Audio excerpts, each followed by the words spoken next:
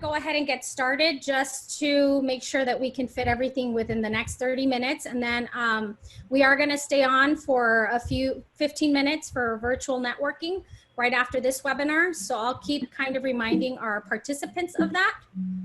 And so just to start with today's webinar, or just a few things about our organization.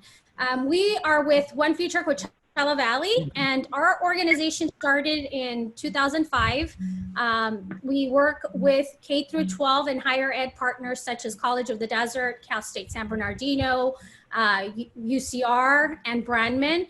And our main focus is really to support local Coachella Valley students become prepared for college, persist in college and graduate from college, and then return to the Coachella Valley and become our leaders. And so that's our big focus, and that's why we're doing this webinar series, given the fact that we know that we are in a current situation, the COVID pandemic, it's affected a lot of our students. And so we want to support you in every way, in any way that we can. But that's a little bit about us.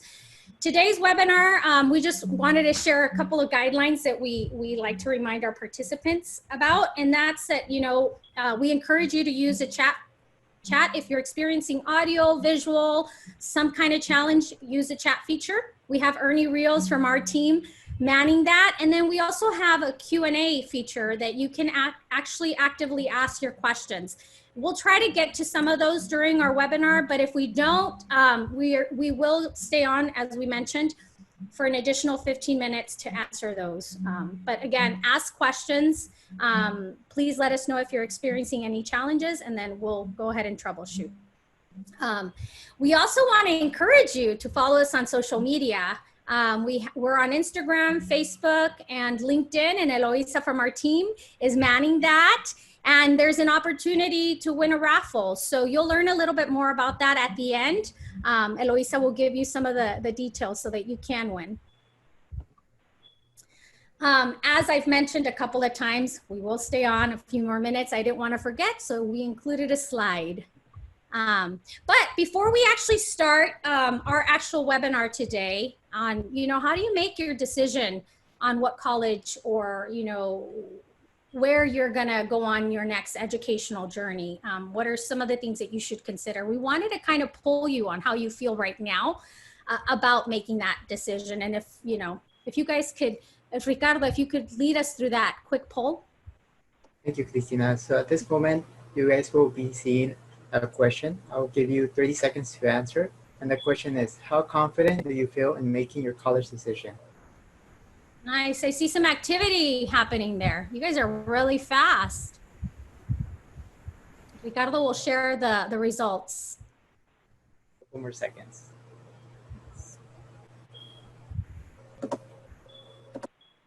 Thank you. And here are the results. Nice. It sounds like 27% are very confident. 5 are confident. 17%, I'm sorry, are confident. And 43% somewhat, and then 13% not confident. Nice. Well, I hope that after you hear from today's panel, you all are a little bit more confident about your decision on where you will be attending college. I think the one thing that I do want to remind you of is that you should be going somewhere. That's the one non-negotiable. It's not whether you're going to go, it's that you're going to go. Now the question is where you will be. And so I just really want to encourage you to think like that as we continue on our webinar. And so moving on to the next part of our webinar. So I'm really privileged, and I know Ernie is too, to work with these fabulous young professionals who were once like you, Coachella Valley grads who went on and got their undergraduate degree and have now returned to the Coachella Valley, and I'm working alongside them. So it's a privilege for me to have been their academic counselor during their time in school, and now to call them my colleagues. So you'll be hearing a little bit about each of their journey, and our hope is really that you get to hear how they made that decision and how getting an education impacted each and every one of them. So without further ado, I think I would like to introduce Luis Rojas to you all. And Luis, can you can you please share a little bit about your background and what inspired you to continue your education? Yes, Christina, thank you for the introduction. As mentioned, my name is Luis Rojas. I'm a local product of the Coachella Valley and very proud to be son of migrant workers, which are currently working during this pandemic. I graduated from Coachella Valley High School in 2010. I was the school part of the CV Unified School District.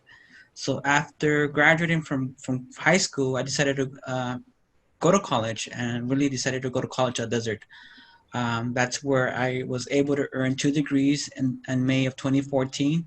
I was able to get 2 degrees in one in psychology, one in social and behavioral sciences, and eventually transfer out. And I decided to transfer out to California State University, San Bernardino, where I was part of the EOP program, and I was really fortunate enough to graduate with debt-free as well. I graduated in June, eventually graduated in June of 2016. Bachelor's degree in psychology, and I wasn't very fortunate enough to find a job right after college. I had to go back to working in I worked in picking dates for about 4 to 5 months after I graduated. So as you can see in the picture, you can see me in the forklift picking dates up very high, about 20 feet high. And I was very proud. After a couple of months, I got a call from One Future Coachella Valley if I wanted to join their team. So I'm very fortunate now to be working with One Future Coachella Valley and making an impact in our community to increase the chances of our students going to college, and also being able to help other students in my situation. Thank you, Luis. Yes, and we're very privileged to have you with us. I'd like to also invite Eloisa to share a little bit about her educational journey. Thank you, Christina. So my name is Eloisa, and I graduated from CV High School as well in 2014. I went straight to UC Berkeley after graduating. At UC Berkeley, I had the opportunity to study abroad and to travel to the East Coast for conferences, so that's why I included a little plane on there. After graduating, I decided to move back to the Coachella Valley to do a couple of things. One is to take some time to figure out what my next step will be, which will most likely be graduate school, and also to start my professional career and give back to my community. So I was luckily able to reconnect with One Future. I was a One Future scholar when I was in high school, and they were able to help me start my professional career here. So I'm currently working for them, and I'm also part of the board of Calvert in the Desert.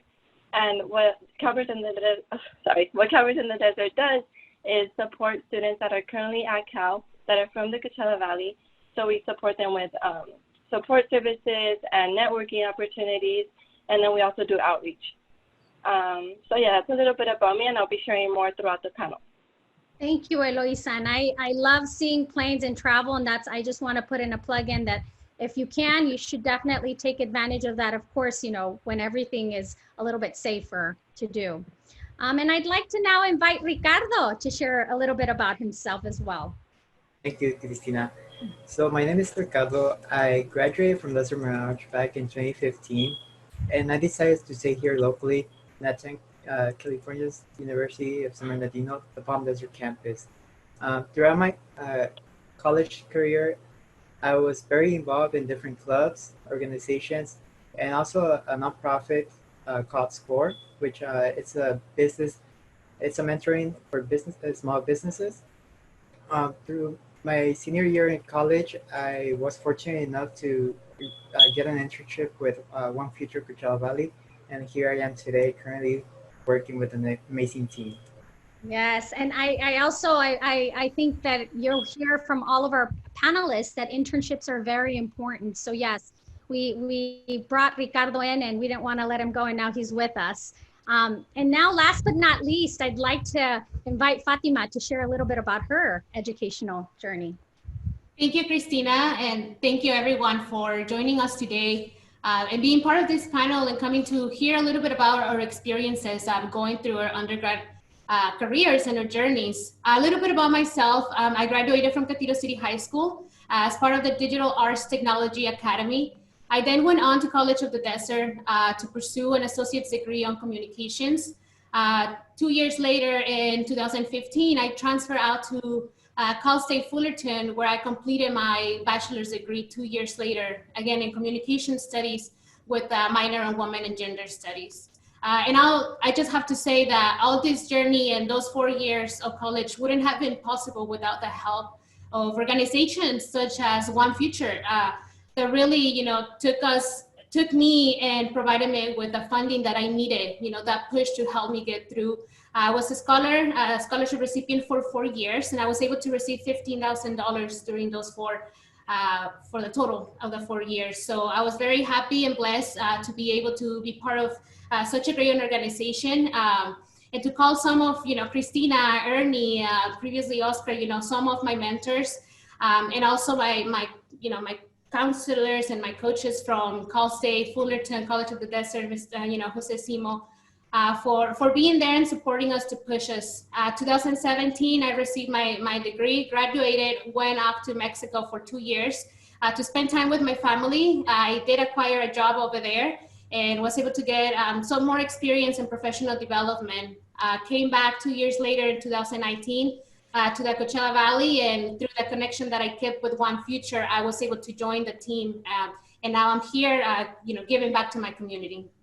Thank you, Fatima. And I'm sure that you all are very inspired by each and every one of them. And I just want to say that, although you guys call us our mentors, I think for us people, us professionals in education, you're the reason why we do what we do. And so I just really want to encourage everyone who's listening to you guys to ask tons of questions, because they're some of the smartest people I know. And so without further ado, I'm going to stop sharing my screen, and we're going to start some of the questions that our panelists have that we've prepared. One of the first questions that we always get from students are, how do you decide whether or not you choose a 2-year, or you choose a 4-year in your area, or you leave to college? And so I want to ask Eloisa, how did you make your decision to leave the Coachella Valley and go to UC Berkeley? If you can share a little bit about your experience making that decision. Yeah, so there was 2 main reasons why I decided to go straight into a 4-year university. One of them was that UC Berkeley was my dream school. I had the opportunity to visit the campus when I was in high school. So I was really excited to have the opportunity to live in the Bay Area for 4 years. And then during that visit, I also had the opportunity to talk to students that were from the Coachella Valley and that were willing to support me and help me once I got to Cal. The second reason was that the cost. So I was fortunate enough to receive scholarships and a good financial aid award. So I didn't really have to worry about the cost. So for those 2 reasons is why I decided to go straight into a 4-year university. Nice, thank you. And I know, Fatima, you actually had like a hybrid. You did 2 years at College of the Desert, and then you went on and transferred over to Cal State. How did you decide first to stay locally and then plan on a transfer out of the Valley? That's right, Christina. So I initially actually did apply to go straight into a 4-year right out of high school. I applied to Cal State for Fullerton, and I was fortunate to get in among other universities that I was considering at the time. But when it came down to choose and to make a decision, I realized that going through my undergrad as with the dreamer status, I was gonna have less resources than maybe every other student, or maybe a citizen or someone that's not a dreamer. So I wanted to be sure that when I was going to go into a 4-year, that I was going to have the resources available to get me through, and that I wasn't going to be cut short because I didn't have the financial availability. So for that reason, I decided to stay and to buy myself more time to really apply for scholarships, save up, and come up with ways to fund my next 2 years when I transfer out. So yes, I did a little bit of both, and it was really important for me to transfer out of the Valley because at that point I wanted to go out of the Valley, and I wanted to experience being in a different environment and really learning, being in a more diverse environment and really learning from others. So that was my decision on that. Nice, yes. And I know we're getting the perspective of 2 students or former students who actually left the Valley. We also wanted you to hear from students who actually chose to stay locally, because we do have excellent four-year institutions here in the Valley that are wonderful, wonderful options. And so I wanted to invite Ricardo to share some of his experience on deciding to stay locally and go directly into a four-year here in the Coachella Valley. Thank you, Cristina.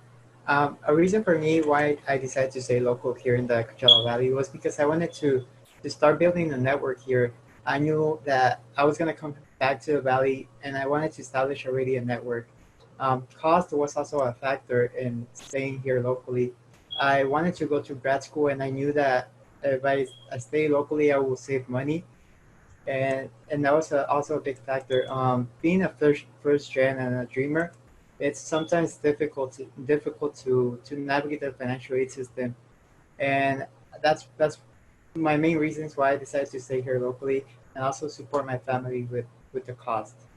Excellent, excellent. So I also wanted to invite Luis. I know you stayed local, did College of the Desert, and then transferred into Cal State, where you finished up your undergraduate degrees, correct? Correct, Christina. And for me, mostly I decided to stay locally was because I needed more time to explore my majors, really to know what I really wanted to do and find the purpose of choosing a career or a major. And I was eventually lucky enough to find my major, which is psychology, which I transferred out, as I mentioned before, to CSU San Bernardino campus, in which I really do like that. And I was also stay local. I was part of the CSU Palm Desert campus as well. So for me, staying locally was a beneficial benefit for me, and also finding the resources and also finding that major that really made me find my passion, which eventually which I eventually plan to earn my master's degree in counseling and guidance, which I plan to do soon. Thank you. So I'm hearing, financial aid was one of the things that you had to take into account. I'm also hearing that some of you might have been undecided in terms of a major. And I'm hearing also having the right support networks, making sure that you had that as part of your decision-making process. So that's restating some of what I heard from you, only so that as the students are listening to us today, they take that into account when they're making their decisions. Which brings us to our next question.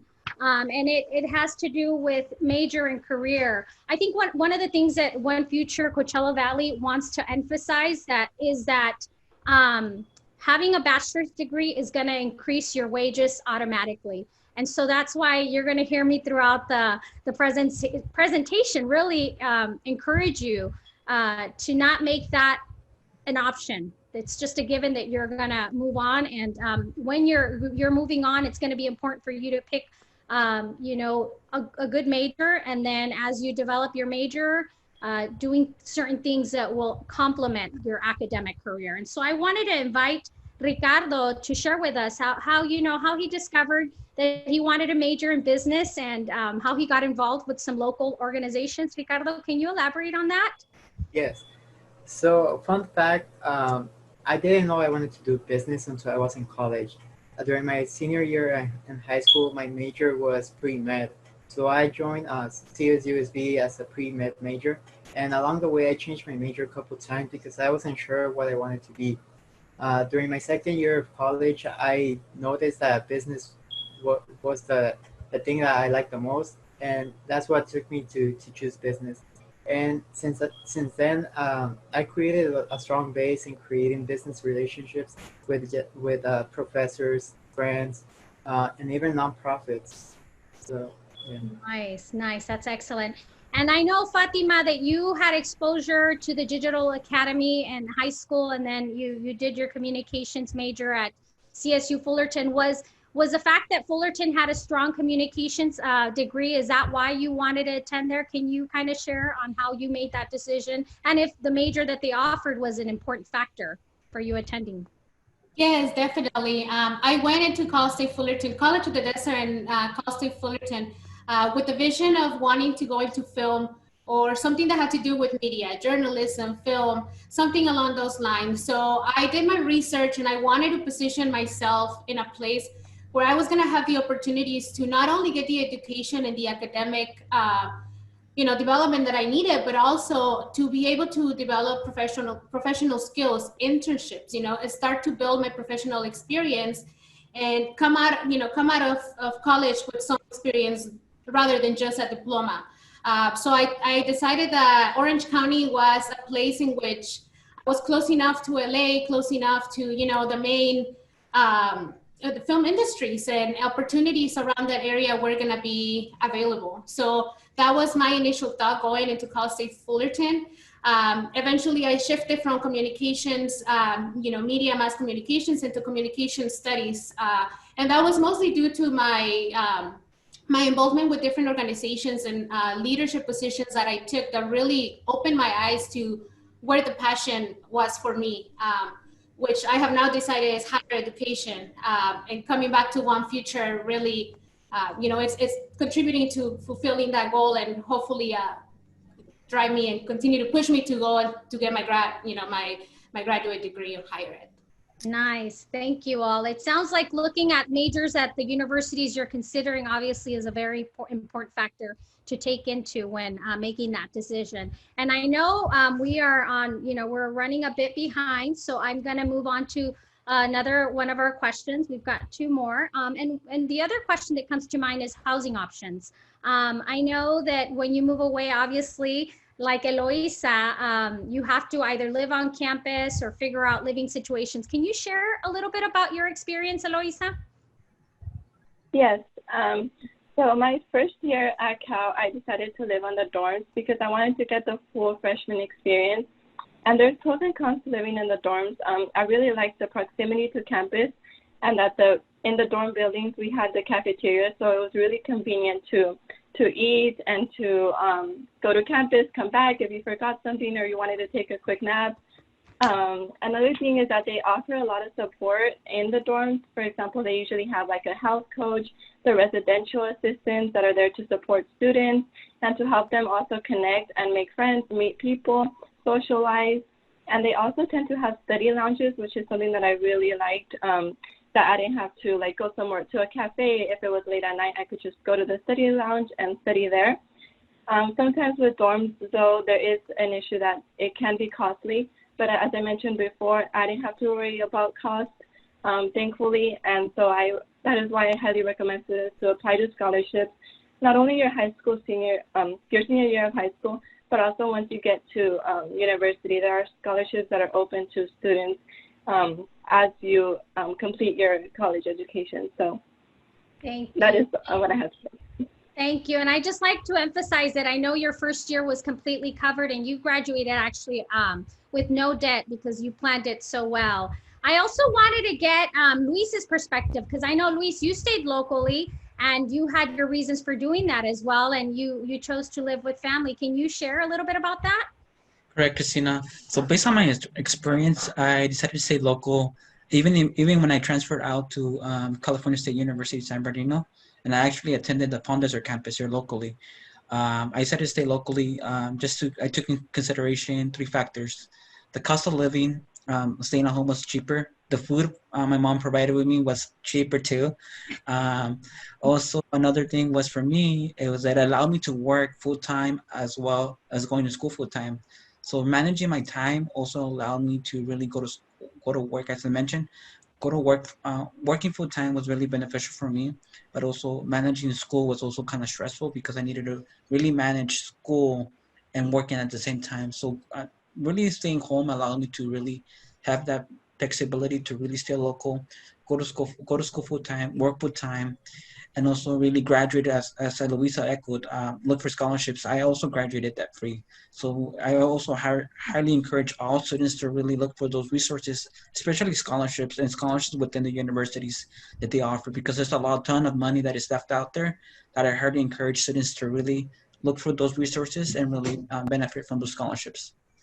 Yes, thank you, Luis. And yes, I remember when I went away to school, I'd come home every 2 weeks and really get a good dose of my mom's cooking, which, is always good. But, just in terms of, I know living on campus, off campus, all of that is also a very important thing that you heard from our panelists when you're looking at the university that you might be selecting for the fall. And also contacting your university now, because I know some universities in the current COVID pandemic situation that we are having plan A and plan B. And as a student, it would be wise for you to know what the plans are so that you can plan accordingly and you can make your decisions as best as possible. So I know we're at 1:26 and I want to make sure that we get in another question, and that's on student life, finding your community, because that's going to be a really important part of any educational journey. And I wanted to ask each of our panelists if you guys could, in 30 seconds, give the students tips and advice on how they find their community or engage on their campus. So I'll start with Ricardo. Thank you, Cristina. Really quick, just get involved, whether it's in clubs, organizations, nonprofits, just get involved. The college you go to doesn't determine your college experience. It all depends on how involved you want to be. Thank you, Ricardo. Fatima. Yeah, I think I echo a lot of what Ricardo say. I'm definitely there with him, and I think from what you've been able to hear today, a lot of the reason why we got to the place that we are today is because of the organizations and the connections that we made. So definitely encourage you to do that, to network, get involved, do something, take on a position, a leadership position, get yourself known out there. And also find a support group, a group of friends that you're gonna have there to back you up. When it gets hard, when it gets stressful because of exams, because you miss family, it's gonna happen and it's okay. So make sure that you have a support group and that you find whether that's a research center or just a group of friends to have your back and be there for them as well. Thank you, Fatima. How about you, Eloisa? Yeah, I agree with Fatima. I think it's really important to find that support system. One way I did it was by joining clubs, especially my first year, because I wasn't sure about what major I wanted to do. So clubs allow you not only to socialize, meet friends, build that second family away from home, but they also give you opportunities to network and make connections. So they build your professionalism, and also allow you the chance to meet friends and build that community. And then I would also recommend students to think about your professional network when you're in college, especially if you're trying to move back to the Coachella Valley after graduating. So one way I did that was by getting involved with the alumni chapter that I mentioned earlier, Cowboys in the Desert. So before graduating, I stayed in contact with them, and then moving back, they were able to help me transition and start building my own network here. So those are two recommendations I have for students. And Luis, any final thoughts on what your colleagues mentioned? I just have to echo again everybody's comments, involvement, and also looking for that second family in your campus, especially your university or college you plan to attend. For me, and also for me, especially for me, the EOP program was a second family, as long as One Future Coachella Valley program was a second family to me. So really looking for that family, whether it's a program, whether it's a scholarship program you're involved in. I highly encourage students to really get involved because it's really beneficial, and also really thinking about internships early on, because it really leads to a job at the end of the day, and really that those skills you gain, those skills, especially those skills, and also the communication skills you get, those networks, those people you really get to know. I always highly encourage students to really their business cards. Every individual's business card treated as my key of opportunities. So really reaching out those resources you have on hand. So that's my recommendations to students to really take advantage of the opportunity they have. Thank you. And I know we're at 1:30. I just have a few announcements. And then, like I said, we are going to be staying on. So if you want to continue, we are going to be here. I just wanted to go ahead and share my screen again, just to show you how you can win. And I have been having some issues with my, let me see, let me stop sharing. Sorry. Maybe Ricardo, can you put up the webinar PowerPoint? This is where it comes to my technology failure. I want to do it really quick. I'm failing. Maybe I'm stop sharing. Can one of you guys share our PowerPoint, and so we can share with them how they'll win? And I know it's 1:30, but so if some of you are leaving, I'm so sorry. We'll post it on our social media, but if some of you are going to continue to stay, if my colleagues Ricardo or Eloisa or Fatima can put up. Awesome. Maybe while while Ricardo brings it up, I'll talk about the raffle. Yes. So we'll be raffling 2 Amazon gift cards, and we want to thank you all again for being part of this and participating. So we'll be raffling, like I said, 2 gift cards. All you have to do is follow us on Instagram, and if you want a higher chance of winning, if you can share the picture on the screen and tag us, then you'll have a higher chance of winning, like I mentioned. Thank you, Eloisa. I also wanted to take a moment to do a quick poll before we got to the next, the webinar, the final poll on how you all feel now about making your college decision. Can you lead us on that, Ricardo?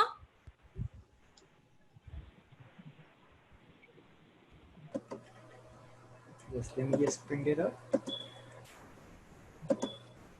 Yes, so the question is, after the webinar, how confident do you feel about making your college decision?